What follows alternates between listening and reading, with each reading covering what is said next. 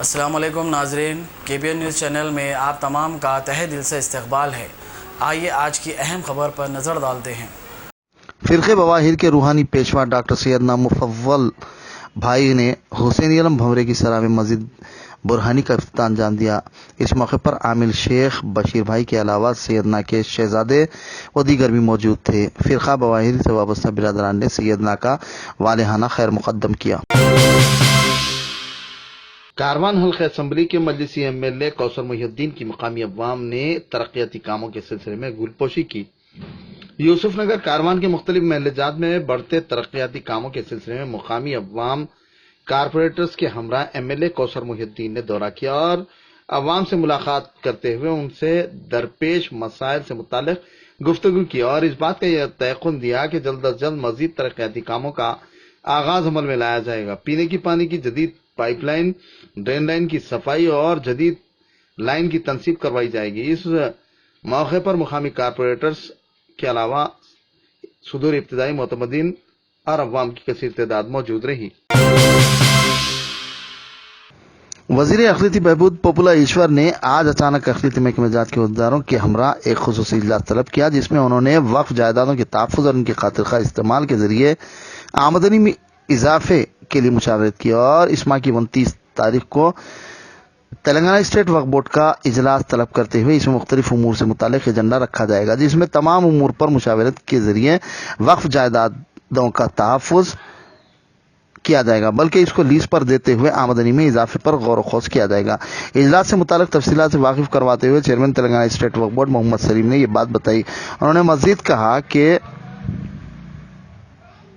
مزید بتایا کہ اس اجلاس میں مشیر اقلیتی بہبود AK خان، شاہنواز قاسم، شفیع اللہ کے علاوہ دیگر موجود رہے۔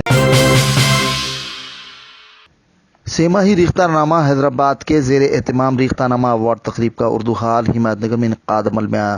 تقریب میں ڈاکٹر جاوید کمال کی ہدایت کاری میں تیار دور حاضر کے حالات، وعدہ وفائی اور کردار کی عکاسی کی گئی۔ تقریب میں سنجیدہ کلام، مزاحیہ کلام، افسانہ، انشائیہ، ادبی مضامین، سائنسی مضامین، خطے نگاری، مراسلہ نگاری وغیرہ پر مشتمل شعراء، ادباء، دانشور، بیوروکریٹس کے علاوہ دیگر شریک رہے۔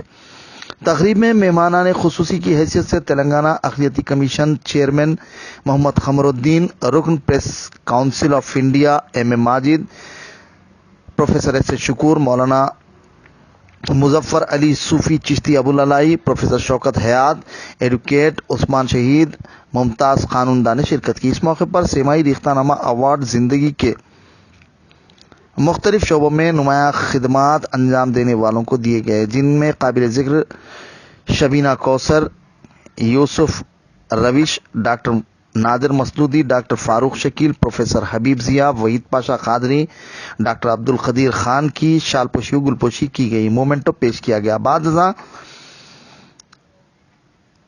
مسرت شہید ڈاکٹر گل رانا کو بھی شال پوشی کی گئی۔ اس دوران سیمائی ریختہ نامہ کی رسمی اجرائی عمل میں آئی۔ قمر الدین اقلیتی کمیشن چیئرمین نے اپنے انٹرویو میں کہا کہ سابقہ دور میں انصاف آسانی سے مل جاتا تھا۔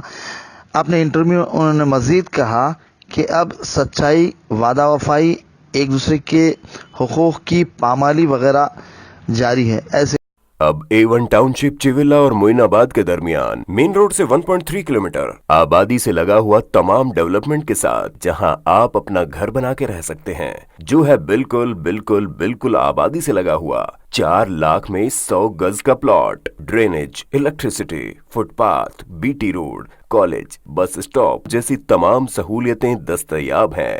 آپ کا یہ چھوٹا سا انویسٹمنٹ آپ کا اور آپ کے بچوں کا مستقبل بدل سکتا ہے۔ مزید معلومات کے لیے ہمیں کال کریں۔ Address pillar number 235 opposite fisheries department, Rajendra Nagar, Hyderabad. Contact 7799603838۔